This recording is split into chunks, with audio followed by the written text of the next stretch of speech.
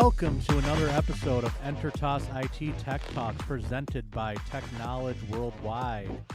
We're continuing our celebration of women in business and tech as part of Women's Appreciation Month, where each week we have a new guest on that's a champion in the field of business and technology. Ray's been spearheading this initiative for the community, and I thought, you know what, Ray, since you're doing all the work with this initiative, why don't you do all the interviews this month too? So, hey, Ray, how are we doing tonight? You know, I was great right up until you said that. Why are you going to put all this pressure on me, man? I'm not ready for that. I had to do it all by myself last week. Thank God you guys are here with us today. You did so amazing last week with it when I wasn't able to join you. I figure, why not? Let's just keep going. But I'll be here for moral support. Moral support is good. So before we get into that, I just wanted to give a shout out to some of our members of Tech Knowledge that have been sending in their stickers. So check out a couple of these new ones. So our tech fitters, you guys got this one already. How about a round of applause for our tech fitters? They're doing great. I love it. We got the greatest, Splicer Steve. How you doing there, Steve? Got our friends at Poet. You know, it is tough when you got this camera in reverse to try to figure out, how to get these stickers going. And this by far has been the favorite one that I've been sending out to people. The eye punch tool sticker from Vertical Cable. How about that one? That was pretty cool, right? That is snazzy. It is snazzy. Nothing in the world like good tools, right?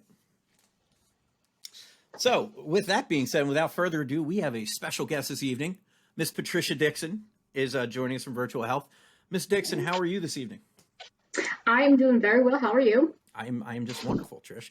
I'm going to count how many times tonight, by the way, this conversation gets serious, and all the viewers and listeners will know, since we have video with this production this evening, you'll know Trish is serious when the glasses come off. So let's keep it count. Yes. That is a habit I have. My children are acutely aware of that now as they've gotten a little bit older.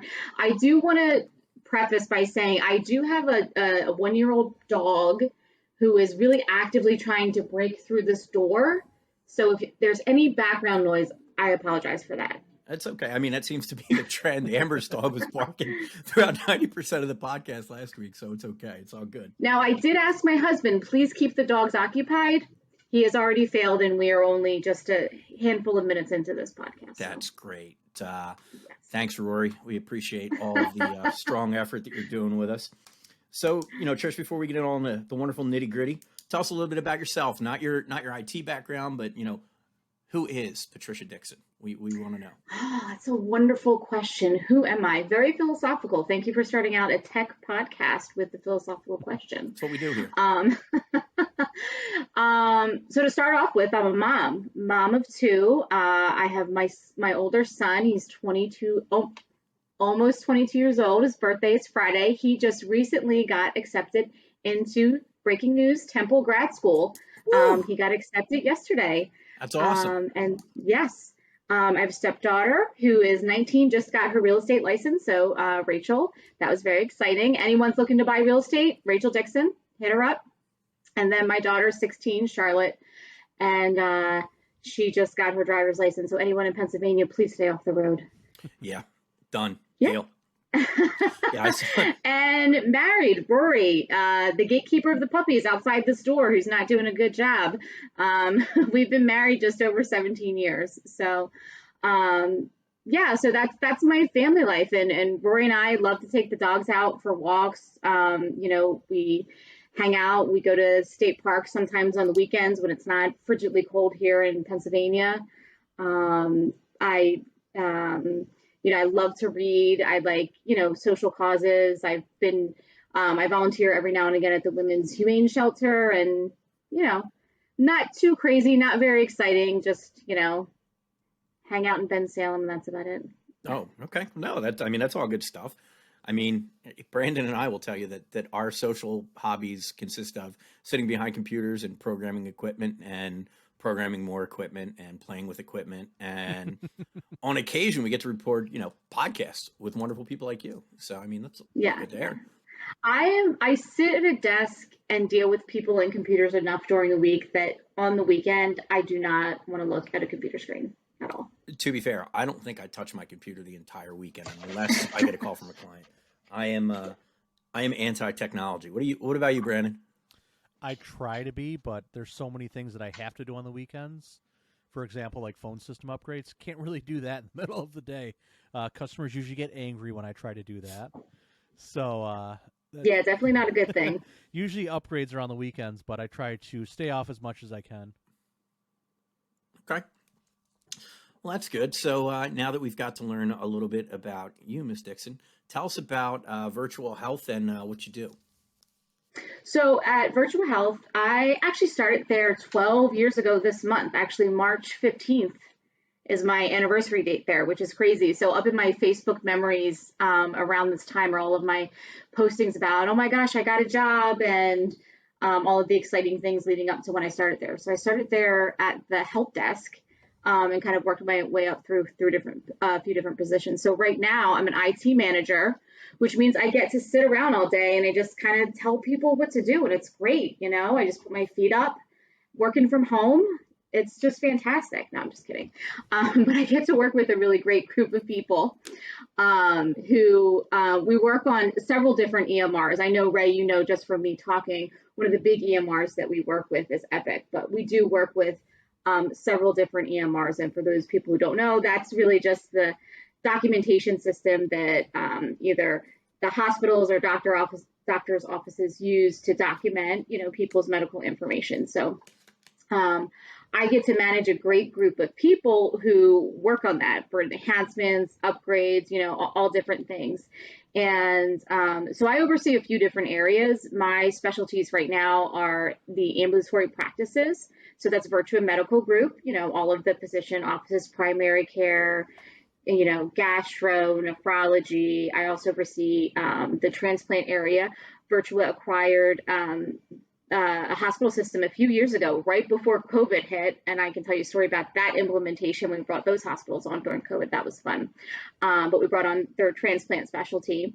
And then we do things like physical therapy, occupational therapy, and all sorts of outpatient areas. And then we also have oncology as well, and those different areas. We're in the middle of implementing this really cool proton therapy beam that's going outside of our Virtua Voorhees hospital. Shipped in from Germany. I forget how many metric tons it is, but it's a really cool technology that they're putting in, and it's supposed to be going live later this year, I believe. Okay, nice.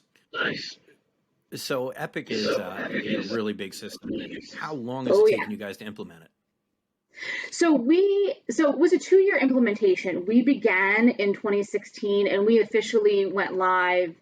We went live with our ambulatory outpatient offices in 2017 and then with the hospital in 2018. But you're never really done, right? Like first off, we're on a constant upgrade cycle every 6 months, right? Because Epic is always coming out with something new. So as a matter of fact, tonight, my team, we're upgrading tonight, as a matter of fact. So good luck to my team who's on the overnight crew. That's not me, but they're upgrading tonight. So we're on a constant upgrade cycle, and then there's just optimization after optimization after optimization. I mean, it literally never ends. And that's the great thing about IT, right? It's job security and we always have something to do. And there's always, aside from the updates that Epic puts out, there's always advances in healthcare and changes to protocols and changes to just medicine in general. When they're, just think about when COVID came out, there's always things for us to do to enhance the EMR to suit the needs of the clinicians. So there's always something for us to do. Oh, that's awesome. And so my question to you is, are you hearing a little bit of a ghost voice from me, or does it sound okay? I'm not. It sounds okay for me. Okay. Is it just me? No. I keep hearing a little bit, and I don't know what it is. So hopefully the viewers aren't hearing this, but that's the fun. We're using a new application, folks. So apologies for any weird things that may happen. Unfortunately, all right, well, maybe it's my crappy HP laptop. Oh God. Well, that's okay. Brandon's using a Mac tonight, so we're not going to get started on that conversation. We all know where I'll go with this. It's working well. But planned obsolescence and things like that will always keep us in business is great. So how many people are doing the overnight shift for you tonight that are going to be working? So Well, there's several Epic teams. So from my particular team, there's two people who are going to be doing the overnight. But overall, I think there's, probably at least 30 people doing the overnight from all across all of the teams, plus the project managers on it. That's one thing I don't miss after becoming a manager, not having to do the overnights. That's one thing that I don't have to do that my team does. Okay. That's been really nice. I remember doing my last overnight and I was like, sayonara, I'm out. It's definitely a different lifestyle. So straight out of college, or actually in college, that's what I did. I worked the overnight shift at a senior living facility, and I went straight to school after that. And it was not fun. You live like a zombie, and it's just they're a interesting breed of people, I will say, that can do that kind of work overnight. So kudos to them.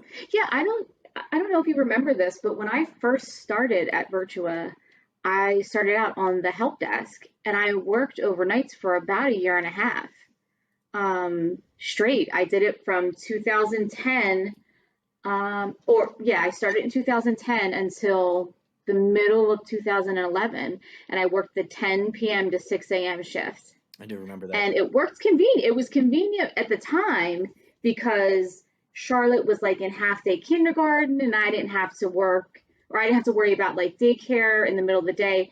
Now, mind you, having a 5-year-old come home at noon when you've gotten about 4 hours sleep, that was not pleasant. But I made it work, and I was a zombie some days, and it was tough, but it worked. But the other nice thing was you didn't get a whole lot of calls overnight. And I watched a lot of reruns of Seinfeld on my computer. I can tell you that. Oh my God. So to be fair, before your experience with Virtual, you did have some experience in the help desk working under this guy. So Yes. that's a story to tell. So I maybe I told you that, Brandon, or maybe I didn't, but Trish and I used to work together at this company that no longer exists.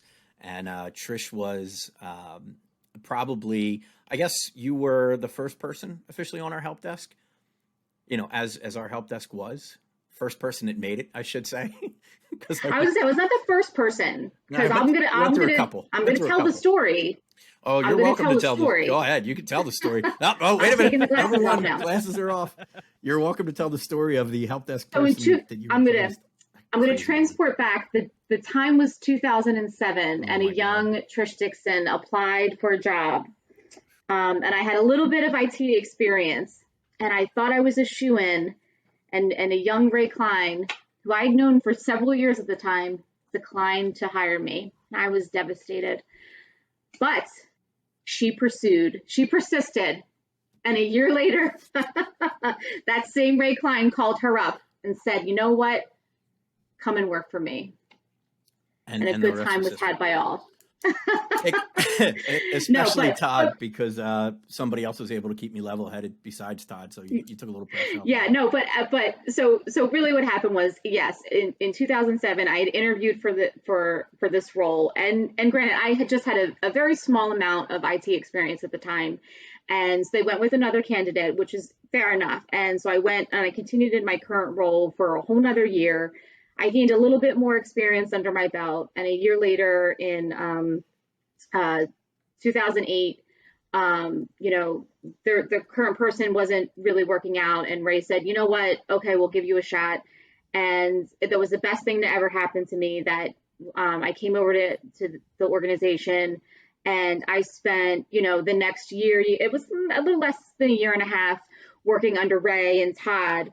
And I tell you what, I absorbed so much working with those two guys. It was an amazing experience. And I think my success at Virtua, I literally attribute to that year and a half working with those two guys, because I think they understood what I didn't know, and they treated me with so much respect, and they were willing to work with me, teach me, and it was just phenomenal. I had such a great time working with those two. So the check is in the mail for that. Thank you. We'll get that shortly. What I thought about? Actually, I was thinking about our time at InfoLogics, and I remember, and let's see if you can remember who did this. The one time that somebody brought down the whole network, not the wireless, but the whole network, right? Because they plugged it, they took a Cat5 cable, right? Plugged it into the switch and took the other end of the Cat5 cable and plugged it into the switch. I feel like it was Shems. Yes, it was. Adam Shems. It was. He took down the whole network for the day, and we couldn't figure out who did it. Yep, I don't know why that popped into my head today, and I was like, "That's a good infologic story." Okay, well, took down the whole network. And the funniest part about Adam, I mean, Adam's a great guy. He was working for, God, I can't remember the name of the company, but they're based out of California with Sean Jackman, if you remember him. Kaiser Permanente, I think. Kaiser. So Adam was working with Kaiser for a long time. And just recently he moved back to the area and he's no longer in IT. So that's interesting. Maybe it's a good thing. Maybe it's a bad thing. I haven't talked to him in a while. I wonder how he's doing. He's married, has a beautiful little daughter. We're friends on Facebook. Oh, okay. Well, there you go. There we go. Okay. Friends on Facebook. Sorry. I'm friends with everybody on Facebook. So that's funny. No, that's awesome. So we kind of went over what you do there, what your role. So how many people are on your team when you're in the office? How many people are on your team? How many people are you managing? I don't go to the office, Ray, anymore. Okay, that doesn't happen. However, virtually speaking, so we've recently had some organizational changes. So right before the changes, I had about 19 people report to me, and my team consisted of a mix between inpatient and outpatient analysts who supported both hospital technologies and outpatient. So now it's shifted where I'm just supporting outpatient technologies. So I think I have about 16 or 17 people reporting to me. I should probably know that number for sure, but somewhere around there. I know who they are. That's the most important thing. Okay. I know who my people are. You're molding the minds of 16 or 17 people and you're not even sure if one of them exists. That's fine. It's some number out there. Every time, when somebody asks me to make a decision or they ask my opinion about something, I always sit back and think, somebody left me in charge here, and what were they thinking? It is a little scary. But no, so it's like 16 or 17 people. Hey, just change. Give me a break. But I got a group of new, really, really good folks. And I was actually really excited about the recent changes because, at least in our area, you can get a little complacent when you're consistently supporting the same software in the same areas. It's like you kind of been there, done that, seen it. And I actually got a few new areas that have nothing to do with Epic. So, and the people who are supporting these applications, they actually happen to be new to the applications.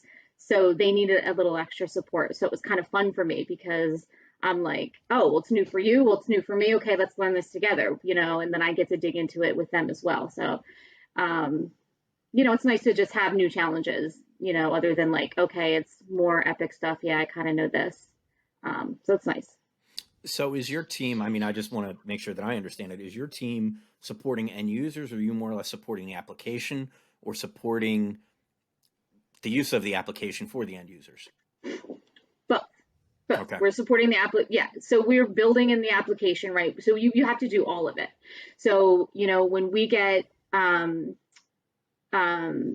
updates from Epic, right? We are responsible for building and updating the system, right? Things are when basically what we get from, say, Epic or any application, right? It's these things are coming in your upgrade package. This is the work that you have to do. These are the things that need to be done. Depending on what application it is, it depend on the amount of work that we have to do, right? So some applications, the analysts are more involved in the specific configuration of the application, and some applications the vendor does a little bit more work. It just really depends on what kind of vendor support we have. But then we also we're responding to end user tickets because the end users don't know how to do something in the system. So we have to balance building and supporting the application and working with the vendor and, dealing with upgrades, dealing with, that kind of work and optimization requests and all of that. But also, I'm clicking this button and it's not working, and or I wrote this note in the system and I don't know what I did with it, and it's all. And you're also dealing with the problem is in chair and not in computer issues, all day long. So we don't know anything about that, Brandon, do we? So is Epic in your data center, or is it hosted by Epic? Because that's something I've always wondered. Because I know like Cerner is hosted by Cerner, but is Epic? Yeah, so that's a great question, actually. So we were one of the first customers to go live with their hosted product. Epic used to be, you used to always host your own servers. And then we were one of the first to be hosted. And that comes with its own set of unique challenges, because there are things that we can't do because we're hosted that typical Epic customers do themselves. Just for example, like, some sort of configurations that other Epic customers can do on their own because they can get into their own servers. We can't do. So we have to open up a ticket with Epic, wait for them to do it, and then, we can do our pieces. Nice. So Brandon, how does that compare with some of the stuff that you guys do with the car dealerships? It sounds like something that's kind of hand in hand. Yeah, I mean, most of our, well, I shouldn't say most of ours are hosted.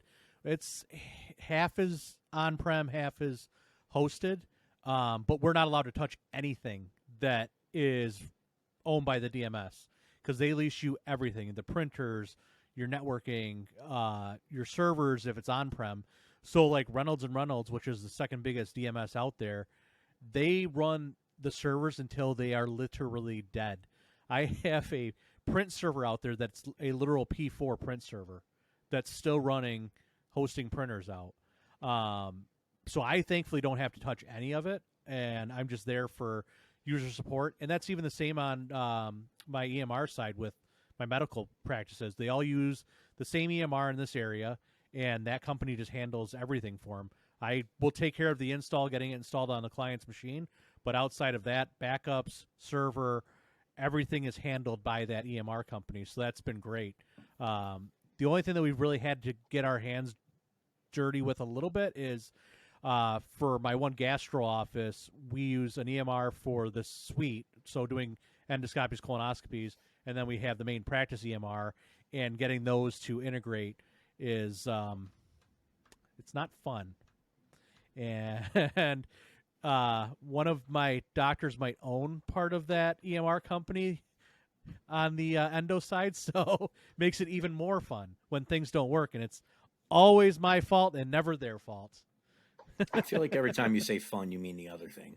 It's absolutely the other thing. That's kind of what I figured. But I mean, our main EMR that most of my practices use, those guys are great.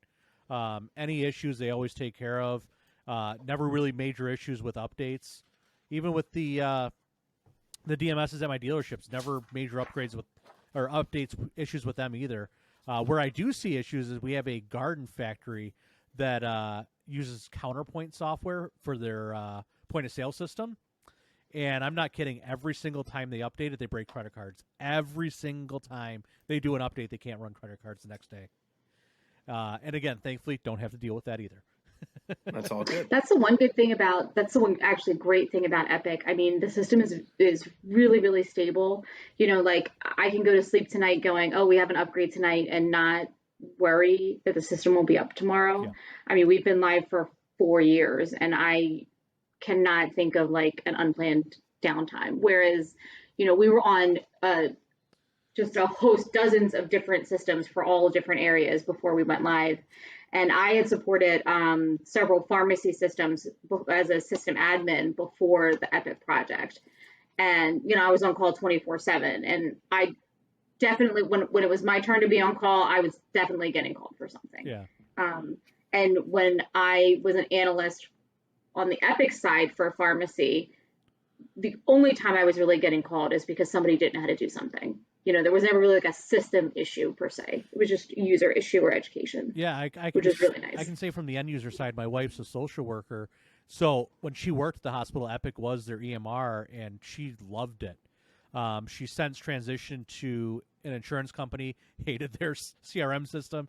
Now she's working for a inner city clinic, and obviously they don't have the budget for Epic, so their EMR is something to be desired, but she wishes she was back on Epic. She misses that system so much. And like when we had our kids, I would look at the nurses and look at Epic. That software just terrified me. There's just so much you can do, and there's just Yeah. Oh my gosh, it blew my mind looking at Epic compared to what my private practices use. Nice. So I think what we've picked up out of all of this, one of the questions that I was going to ask you, what is your least favorite part of IT? Apparently it's the end users. But aside of that, what would you say your least favorite part of, IT technology is it for you? My least favorite, when I thought about, actually, it's so funny you say that, because my least favorite part is dealing with end users, because I'm really like, I just like to sit and work and be quiet, and do my work. I think my least favorite part is, especially in my current role, is just the constant upgrade cycle. When I'm dealing with so many applications, sometimes it can be exhausting, right? I am not just dealing with Epic. I do have a whole host of applications, right? And there's also, there's a constant demand from operations to bring in new technologies. So we have to go through, an approval process, a questionnaire process with security, and we're just very strict about what we're bringing in to the organization. So for me, it's just that constant cycle of upgrades, new technology, just filtering through, because there's just so much to be done while maintaining a steady state. And that's just the nature of the beast. That's why we have jobs, but it can just be super exhausting. That's pretty fair. So how long were you in Epic training before? I know you were going through a lot of training before you guys migrated to the system. How long were you in training for? And I'm assuming you're still going through training to stay certified in it. Yeah. So you just have to pass a recertification test. I think it's like once every it was like 3 or 4 years. And it's just like one test to stay recertified. So how it works is you take a series of tests, you take a series of classes, and then you take like a couple of tests to get certified. I'm sorry, I'm taking my glasses off to get Makes me laugh certified. every time. But how long it takes is up to you, right? Because it's how long you take to get through the study materials, right? The Epic classes take the same amount of time for everybody, right? That's dependent on what you're taking. Are you in the track that I was in, like for pharmacy? Are you in an orders track? Are you in a mother baby track? All of that depends. But if you're a quick learner and you, like myself, ace every test the first time, you're going to get certified very quickly, and so I was certified within a month and a half. Now, if you're like somebody else, like if you were like, say, Ray Klein and had to go through the certification process, it might take you a little longer. Look, I failed kindergarten. You leave me the hell alone, okay? But I liked glue. Let me have it. No, but I have found that, everybody learns at their own pace, but I have found that, and I tell this, I actually have a few people that I have just hired, somebody that I had just hired who's going through the certification process, and somebody who will be coming in next month and who will be getting certified. And what I tell them is typically it takes people, I see, no longer than 90 days to become certified from start to finish. But again, it's really dependent on, everybody works at their own pace. I have very rarely seen anybody take longer than that. If you have the aptitude to study and focus, you can get your certification. Now, again, you have to take a new version training anytime a new version comes out.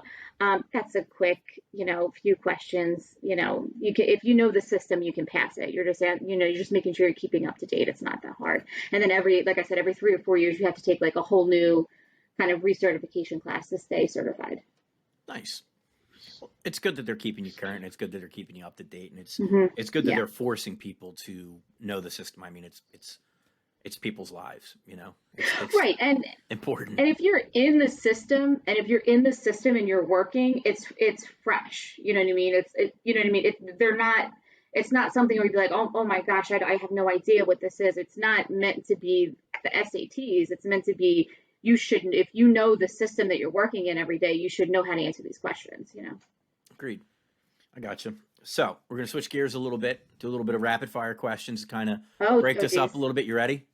So she's taking a sip for anybody that's just listening to the podcast. Okay. She's getting ready. Now these are the tough questions. Staying hydrated, drinking my water. I'm going to start with the first one. Which is your favorite child? The one that is annoying me the least that day. Oh, that's a good answer. That don't count. Damn. All right. Mm-hmm.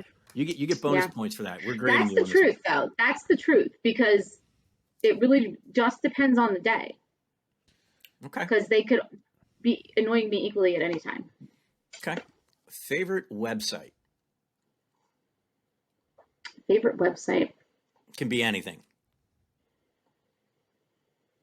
I mean, I read the New York Times a lot. Okay. And I use their app. Does that count? No, it does. It's a website. Works for me. Work for you, Brandon? Oh, yeah. Okay. Favorite social media platform? You're going to laugh when I say this, but... Facebook. Like... MySpace. TikTok. MySpace. Friendster. It's MySpace. No, I was going to... Oh, no. Listen, TikTok. Because if you... And I know, look, you're laughing, but if you curate your feed the right way, they have some good, like, comedians. Those people who are just not like the young kids doing the stupid TikTok dances, but people who are just funny, like the, you know, sidebar comedians, like, right, like you could have like a comedy show or something. And it's just people being funny, it's just people who make me laugh. And it's just people being silly, people being funny. I mean, I can be funny. You think I get it? Brandon, we need a TikTok. Let's do it. I'm doing it. That's what I'm saying, right? And well, I've talked to actually Charlotte and Addison about this, about how what I see on TikTok is completely different from what they see, because it's curated to like my taste. It's just showing me like, oh my God, adults making funny skits and, you know, it's not doing the TikTok dances and none of that nonsense. So your favorite beverage can be alcoholic, non-alcoholic, doesn't make a difference. Oh, so I thought about this. GT's kombucha. So, yes. Wait, you so went I didn't even know a whole kombucha... different direction. Whoa. So about 3 years ago, I tried kombucha, which I didn't even know what that was until 3 years ago, right? It's awful. And it is... No, but it's really good. It's like fermented fruit juice, but not alcoholic, but it's really good. It's probiotic, and it's really good. Okay, so what was that again? We'll give them another plug. It is GT's kombucha, and I like the trilogy flavor. It's really good. Okay. I buy it in like this big bulk container. I'm willing to try it. It's in the organic section of the supermarket. I didn't say I was going to buy it. When I see you next, I will try it. Okay, good. I can't in good conscience. I'll bring some with me next time I see you. Perfect. Sounds good. I like it. Okay. Favorite food then? We'll go. Oh, pizza. Pizza? Easy. Okay. Pizza, of course. All right. Anything with sauce and cheese. All right. Definitely pizza. Fair enough. So I save this one to the end because I know we could talk for hours on this. Your favorite band? Tool. Yeah. Hands down. Hey, Brandon even agrees. Although I will say, and I know this is a tech podcast, but I do have to get on my little soapbox here for a minute, because I don't know, listen, if there are going to be any Tool fans listening to this, but I just went to a Tool concert. Take my word on it. There are. I went to the Tool concert a couple weeks ago, right? Looking forward to seeing them. I saw them November 2019, right before COVID hit. Fantastic concert. It was fun. I think we went together. Were you there with Kenny or Rob? Yeah. Anyway. That's right. That was right before COVID. It was right before COVID, and they're promoting Fear Inoculum. So I go to this concert. Rory and I go, Wells Fargo Center, a couple weeks ago. Half of the concert was Fear Inoculum. They didn't play Sober, Lateralis. They didn't play Enema. They didn't play Stinkfist. They didn't play 46 and 2. They didn't play Schism. They didn't play anything good. No hits. Half of the concert was from Fear Inoculum, and it was half instrumental, and I was super mad, and I was like, this is crap. And I've never said that about a Tool concert. And so that now I'm off my soapbox. I'm not going to send my complaints to the world. Are you sure? I couldn't find it because I don't have it in front of me, but they apparently just played, what you probably saw it. They just played a song they haven't played live in concert in like 20 years. And somebody... They played Opiate. They played, I forget. What did they play? I forgot. They did play something that they hadn't played in a long time at our concert, but I was still not impressed. Like, it still didn't make up for all of the things that they didn't play. That's insane. So they didn't end the concert the same way they used to always end the concert. When Trish used to know, so I think I've seen Tool with you at least 4 or 5 times easily. Oh, yeah. And I know you've seen it a million times more, but Tool used to play a song and you know that the show was over because they didn't do an encore. And Trish would look at me and she'd be like, we're out. And literally it would be like, grab arm and run, because it was always a super packed concert. And I don't like to sit in traffic. No, and traffic. There's that. I think my favorite place that I ever saw them was at Madison Square Garden. No, Radio City. It was Radio City Music Hall. That was great. Remember they had the contortionist like running through the Yes. It was insane. Yes. I think that's the best I've ever seen. So yeah, that was awesome. I just side note, by the way, about the whole concert and like leaving. This is how like strict I am about we need to like roll out. The week before the Tool concert, I took Charlotte and her friend to see Billie Eilish, and I looked up the set list, right? So I knew what she was ending on, and I prepped Charlotte, and I said, Charlotte, if the house lights come on, it means there is no encore. Now I know this is going to be her last song. Her last song is going to be Happier Than Ever, and then the house lights are come on. We got to get our little tails out. That girl was with it, man. We were out to the car, out to the parking lot on 95, no problem. I said, I was so proud of her. It's a proud mama moment. She understood the assignment. Ray, you're on mute. You're still on mute. Sorry. How about that? As many times I do these, I'll never figure that out. I'm very proud of Charlotte. But the entire time that you were talking about getting ready to leave the venue, all you think about is that commercial that's on TV right now, where it's all the adults and there's this old dude who is corralling old people and teaching them how to be adults. Yeah. And the one is they all go to a sporting event and they're all talking about how they're going to leave. And he's like, seriously, stop talking about leaving. We haven't even got in yet. I love that commercial. That's me 100%. I'm like, this is how we're leaving. This is what we're doing. I'm always planning my exit before I get someplace. That's why I like the small concerts that I go to. It's much easier. I don't go to the huge venues. I got super lucky right before Muse like blew up. I saw them with 200 people in a tiny little venue in Buffalo. It was amazing. Now I will not go see them because I don't want to sit around 20,000 people. Oh, I actually just saw Breaking Benjamin in December. I think it was the beginning of December with Rory, and we saw them at this place down. I think it was near Sugar House Casino. It was a really, really small venue, like 500 people, and that was really cool. Although I still did we got to roll out really quick because even though it was only 500 people, I still don't trust traffic.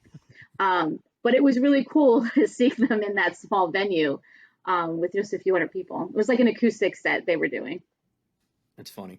Well, there is, man, I can't speak. There is a lot of technology that goes on in concerts. So, I mean, concert talk is tech talk, right?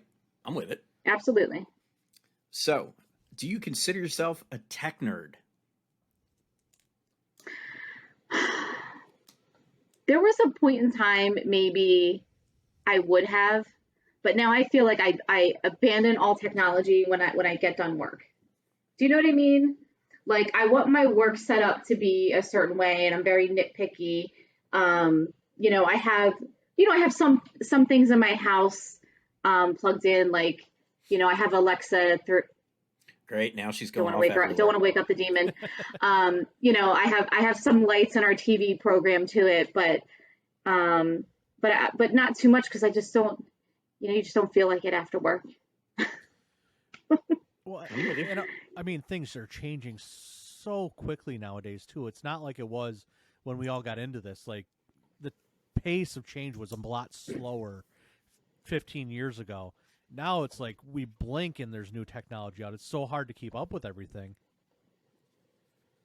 Yeah, for sure. And I just remembered thinking, like, you know, not 10 years ago, but however long, like when, I'm just always the person, like when the kids need to do something with their computers, with their phones or whatever, and I was always the person to do it. And I'm just like, it's just so exhausting. You don't feel like it after you're doing your own stuff for work all day. And I'm just like, I don't feel like doing it for anybody else. And so like, then I'm just like, that's it. I'm protesting, doing anything for anybody, even in my own house.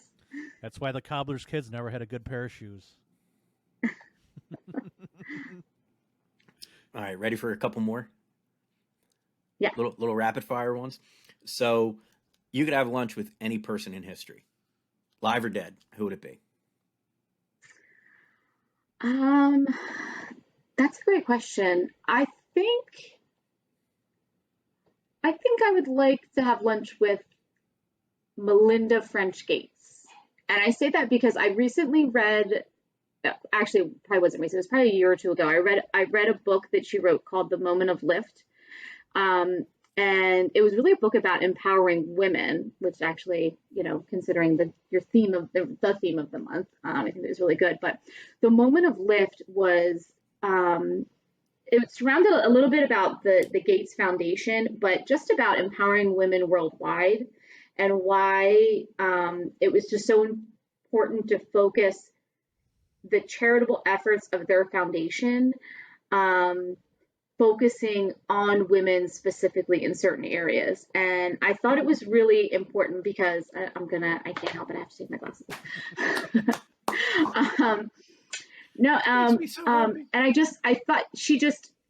I found her ideas for philanthropy to be just really brilliant. And I think I found the book really interesting. I think she's a great philanthropist, and I would love to just have a conversation with her. And she came from a tech background.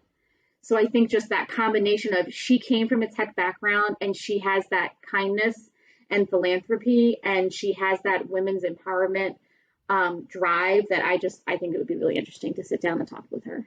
I mean, that's a damn good answer. I mean, and you should read that book. And I'm not being paid to say that because it is a really great book. Like there's some, and I know like I'm totally digressing because this is not what you asked, but there are some really good points in the book that she brought up about how her, the foundation was trying to problem solve things in different countries where, they were leaving women out of the equation and things just weren't working. And they realized it's because they were excluding women from the conversation. And just like a quick example of that is they were trying to, they were giving seeds to farmers to plant, right? And so they're giving it to the men because that's just traditionally here are the seeds to plant, and they're giving them the instructions. And okay, well, why are these crops still failing, right? The Gates Foundation or the foundations they're working through, they're providing the seeds, they're giving them instructions, and yet they're failing. Well, they're failing because the men aren't the ones who plant and care for the seeds, and they weren't bringing the women in, right? And they were leaving the women out of the conversation. And once they realized we need to include women, right, in these conversations, and because women in these third world countries were traditionally left out, just because that's the nature of those those areas. Once they realized that it's, hey, we have to bring women in, we have to empower these women to be able to do it themselves and teach them how to raise these crops because they're the ones doing it, So it's just, situations like that. It was just a really interesting read. Right, I'm done talking. No, this is great. I mean, quite honestly, this is exactly why we're having these conversations, especially with women like you that understand and appreciate and literally can grab on to what it is to be an empowered woman. I mean, that's amazing. So kudos to you. And this is why we're having you on. I mean, we could talk all day about tech from a guy's standpoint, and we could talk about tech all day long and business from a guy's standpoint. But talking with people like you, talking with Amber last week, and some of the guests that we have coming up later on are true leaders in their industries, and they're making innovations that otherwise would not have been thought by men, quite frankly. And it's awesome, it's amazing, and I'm so happy that there are women like you in technology, if I'm being honest.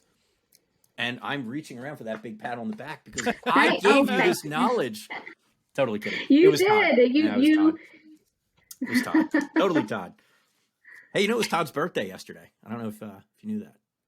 Todd left. Oh, Yeah. that's right. Todd left us and moved down to Tennessee. We'll never see Todd again. I miss him. I did see his house for sale because, he does live around the corner from us. Well, he did live around. Yeah, he don't live around the corner from me anymore. So let's see. Where are we at on this beautiful questionnaire of things we got? Okay. Where do you see technology and how we communicate going in the future? Where do you see that going? It's an interesting question. It's really hard to say. I don't think that this, the means of communication that we're using now, the video conferencing, I don't think that's going away anytime soon. I think the money it's saving businesses from having to hop on that plane to interface with somebody face to face. I know there's a lot of people who like that, but I think when you couple that with the savings, and just the time savings, right? From having to really wait for somebody to hop on a plane to interface with them face to face. I mean, I think that makes a huge difference. And, and it's hard to say if that's ever going to go back. I'm thinking about, I had a couple of interviews today. And I started to think today, like, wow, are we ever going to go back to in-person interviews? And it was really hard. Like, don't even know, because it was just so easy. Like, wow, do I even need to bring people in? And if I do, where, you know what I mean? Like, what does that look like now? And do I bring all of my people in if we do a peer interview? So yeah, it's kind of hard to say. So part of that interview process, at least it was for me when I was a hiring manager, even with the guys that I bring on now in my company, I personally still need that. I want to grab them. I want to feel them, touch them. I want to be in the same room with them. In my opinion, body chemistry to me is important. And I feel like that piece for me, again, it's just me, it's not everybody, is lacking a little bit. So I feel like I don't get that. So you as a hiring manager now, how are you able to read that chemistry that you're having through this method? Through technology. Yeah, so it is hard. I will say that it is hard. The first hire I had after COVID, I think, when did I bring her in? I swear it was August 2020, and we really didn't have an option but to do everything remote. Interview wise, and it was really hard for me because I just am not used to that, right? I was just used to, I'm used to being able to interface with somebody, their body language, looking at their feet, are they wearing socks with sandals, that kind of thing. And now people don't even wear pants to work. So that's yeah, now, who knows? But now it's been a year and a half of it, and being in it, because I work in the healthcare industry, we have to adhere to really strict COVID guidelines, right? So I can't necessarily kind of skirt that and say, well, we're just going to bring you in for an in-person interview. So I've kind of had to really just adjust and trust my instincts. The other thing I really rely heavily on for all my interviews, and this was whether it was in person or during COVID and doing this remotely, is I rely heavily on my panel interview with my team. I really trust their feedback. And when you have a group of people on a conference call or in a room with you, they're going to pick up a vibe. Either they're driving with somebody or they're not. Either they, what I mean? And I feel like my team has really good instincts. And so that's kind of what we've had to rely on. And I have to say, every hire that we've made remotely, we've had great success with. So there's not one single person that we've brought in that we haven't been happy with. So how about any firings? Have you had to do any of that during COVID? No, thank goodness. No. Okay. That's good. No. Now, Brandon's on got the a note thought. of video conferencing and all that, were you guys already doing telemedicine in the hospital prior to COVID, or was it? Oh, that's an excellent question. Yeah, I think maybe 11 maybe total. And I don't know if that was ever or in the year to, I forget the astronomical number that we did after that. Oh my God, it was. So I'm talking like I think it was a ridiculously Yeah. low number Yeah. to it just blew up. Yeah. So Ours the was real like, answer is no. We were not really doing telemedicine in any significant way. We made it work, and that was a huge team effort and a team um, lift. I know there was a group of individuals just in a conference room for a little while. Eventually, they had to, they went home, but and they kind of were just like, how can we get this to work? Yeah. What technology we do use? What video client do we use? Yeah. At first, it was just Google Duo, FaceTime. What can we use? And then I think, right now we're using. I think they're using Twilio. But it was just, yeah, it was a little bit of was just a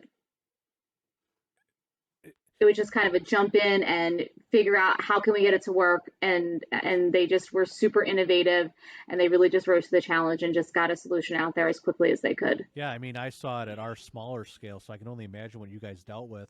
It was kind of like we had nothing. No one was doing telemedicine. That was a big no-no. We want them here. We want to be able to interact with them. And then COVID hit, and it was just dead stop.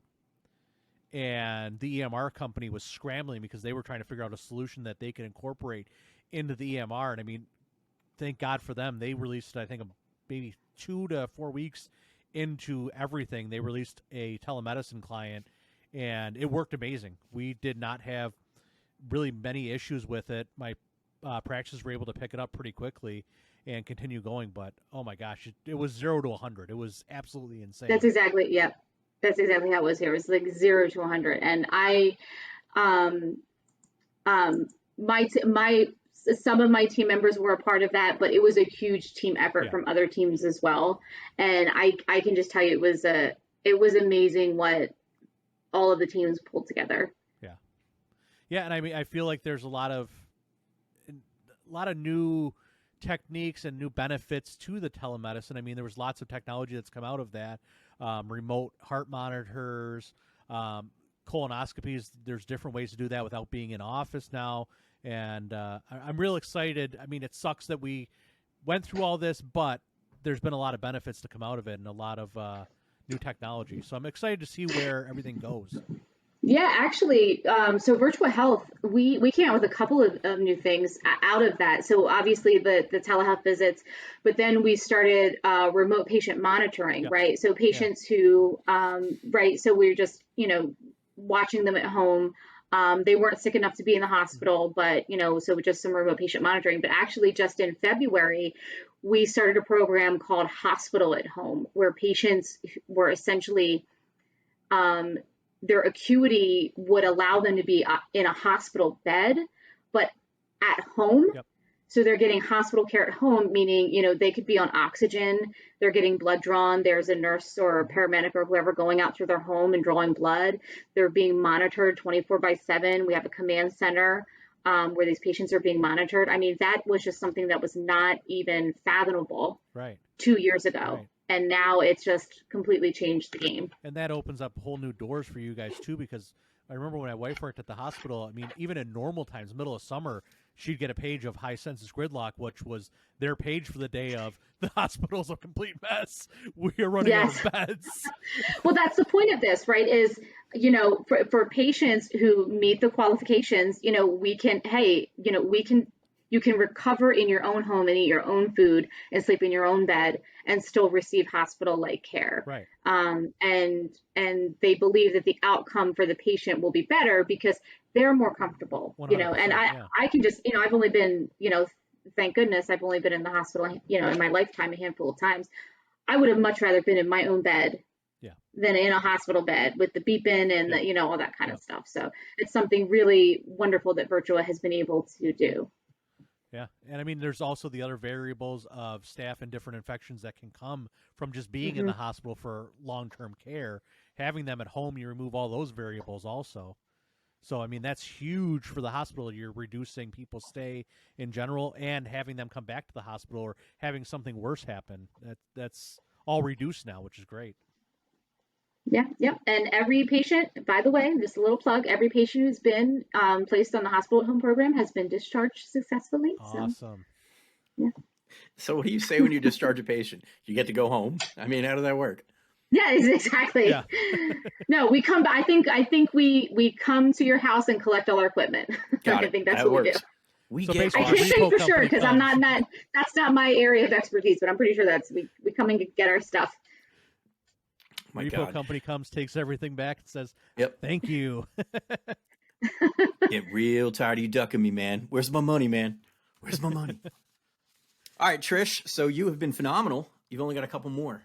I mean, Oh, seriously, geez. pat yourself on the back. It's been almost an hour. How much fun are you I having? can't wait for my grade at the end of this. Um, I hope it's a good one. B minus, failure, run in vain. All right. So, I asked Amber this question last week, and it was catered towards her because she used to own a dating company. But the reason why I asked the question is because it ties into the way that social cues are now. So I'm going to ask you the same question. I realize you're married. I've been married a long time. But so online dating had a very, very bad stigma a couple years ago, right? You think 10 years ago, if you were to say to somebody, I met somebody online, you were immediately looked at and it was just, you were frowned upon, right? Now, all of a sudden, that's the commonplace. That's how people meet. In fact, I don't even think people meet anymore other than swiping right or swiping left. And I don't even know which direction because I'm too old to know that stuff. But my point is, online learning had such a stigma. And now it can't anymore because we were forced into it. Correct? I mean, you guys agree with me? Like even online Yeah, I learning would agree now. with you there. Oh yeah, absolutely. So, if we take that a step further, the only thing that I think this is going to be a problem going forward is things like all these kids and all of these young adults that have been remote learning, and some places are still remote learning. I know that's starting to be alleviated now, but there are still people that are in school remotely. There's still people working in virtual jobs now, and they may never go back to being in an office space again. But how do you think these people are learning social life right now if they're sitting behind a camera and a microphone all the time? And in some cases, not just sitting on Zoom calls. Like, how do you think a person can grow socially in this type of environment? I think it's tough. I think it's really, really tough. Speaking as somebody who's a little bit introverted, a lot introverted, um, had I not been forced to be in social situations and going to school and having to be social, I can't imagine where I would be right now. Um, and I say that, and I don't think it's a good thing for kids to be in a constant state of remote learning. Um, and I get it with the online dating. My son's 22, almost 22. That's a normal thing for him. You know what I mean? To be on those things. If he comes home and if he says to me, Mom, I met the love of my life and we met on Tinder, I'd be like, okay, it's whatever. I wouldn't be like, no, that's such an odd thing. Um, but all of those other things, even work wise, you know, you need social interaction. You need that face to face interaction. And I think about, I still think of myself as a new manager. It's been like 3.5, almost 4 years. And I'm so thankful that I had 2 years of in-person managing and in-person learning how to deal with uh, people, and not just managing their work, but managing them before I had to learn how to manage remotely, right? And I'm glad that when I went to school, I was able to learn in person, right? Before ever having to like, oh, I have to learn remotely. It's just two completely different things. I think it's these kids are going to have a tough time. Because I don't think it's going to stay permanently that way, right? I think there's always going to be a component of remote learning, but eventually, and I can see this like, my daughter's high school, they're not remote learning anymore, and that's not going to be the case. In many locations, I think, and most places are shifting back, you know, um, to in person. So um, I think it's better to get as best we can, kids back out into more social situations, even though me, I don't really like people. I don't want to be forced back out necessarily. Oh God. I know. You've But done. but no. But I do really think it's important to have those social interactions, and like just for my team, for example, a few weeks ago, we had an outing with all of my team members, right as we were going through the transitions for the organizational changes. We have a big meet and greet next week for all of the team members that report up to our new organizational leaders. So in a work environment, like we're still trying to foster that togetherness, and how do you do that in this remote environment, right? So it's like, okay, we got to try to bring people together. We got to try to bring them together in person, and how to do that. I think it's the same thing with kids, whether it be online dating or school. I think you just got to get people together and out of their homes in that isolation. No, I think I think they're all really valid points. Oh, there goes that phantom echo again. It's got to be me. No, I think they're all really valid points. I think, I worry about Isaac, my nephew, who, puts on his VR headset now, and that's where he wants to live all the time. And, when I saw him the other day, I put it on for the first time. I put it on. I'm like, this is pretty cool. I can see how addicting it can be. But after 10 minutes, I got a headache, and I'm like, no, this is nuts. I got to go. Yeah, and that's kind of, and he's at an age too where you don't want him doing that too long. You want to limit his access to technology, right? Because he needs that human to human interaction. Yeah, I would agree. I mean, I think right now he is a very impressionable age, as are all kids around his age. I think it's important we get him as social as we can. And I don't mean social online. I mean social like go outside and kick the can with the kids. And I know that Go that sounds outside, terrible. find some kids to play kick the can with. Yes, Yeah, exactly. yes. I think that's important. And I mean, my best friends growing up are still my best friends today. And I think that's because, we literally were in the trenches together. I mean, we grew up in North Philly, so it was entirely a trench. Was So, literally trenches. Yeah. so it's like, okay, so we know what that was like. I worry that, people that are only virtually working, only virtually in school right now are going to miss some of the important socialization skills that I really feel are necessary in today's world. No, I 100% agree with that. It is a little bit tough, and I have no glasses to step off my soapbox, so I'm no, I do agree with you. I think that I'm just like I said at the beginning, I'm so glad that the first couple of years I had as a manager, I had in the office, because I developed some of those interpersonal skills in this role with doing it with people, and I'm so glad my first 10 years at Virtua I was working with people in the office. I don't know that I would be as good or good at my job if I onboarded virtually, right? Like I can't even imagine becoming a manager right now with no management skills virtually. I can't even imagine it. I can't even imagine it. So do you think, I mean, actually, I mean, not necessarily for you, are you noticing a lot of people from within getting that promotion and getting promoted to a position like yours where they're an IT manager? So there's two people who've recently been promoted. They're not to IT specifically, but around me. There's a new training manager and a new manager of informatics. And now, but the funny thing about these two particular people who were recently promoted is they happen to be on site a lot because of the nature of their roles, which is really interesting. So they've been promoted, but I haven't seen, at least in my general area, anyone who's new to management who is remote, completely remote. So the two new managers, like I said, they are in the office more frequently than anybody else.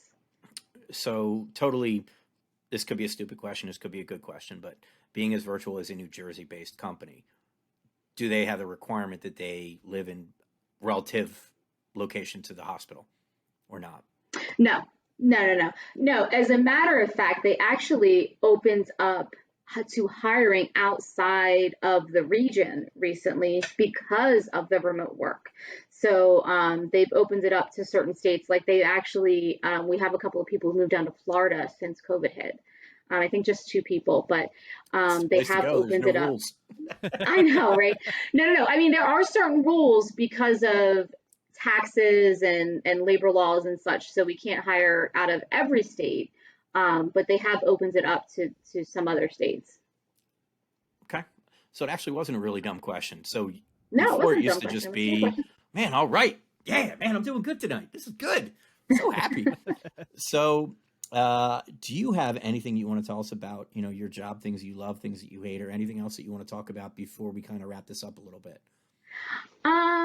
Well, I just want to say in general, I know we talked a little bit about, my time at Infologics and just how great you and Todd were, but I did want to mention a little bit about the leaders that I've had at Virtua, because I think they were just really important to mention.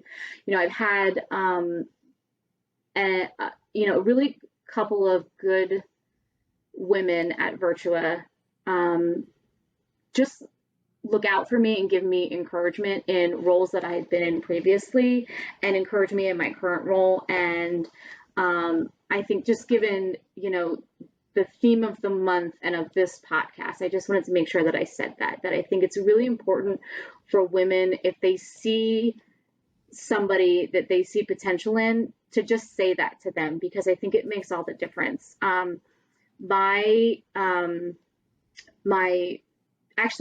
2 previous managers both really saw something in me, and they said it, they spoke it, and they told me, and it really kind of gave me that confidence to keep going and really focus on what I wanted. And I was, I'm a hard worker. I come in and I get my job done. I want to do a good job. I like working. I'm really, I've always been happy at Virtua. I'm very happy to be there. But when somebody gives you that positive affirmation, like, you know what, you are doing a really good job. I can see you, doing this in the future. Those kind of things are really important. And I think, don't be afraid to tell somebody that, especially a woman in tech who maybe doesn't see other women succeeding. I think it's just really important to encourage women when you see that.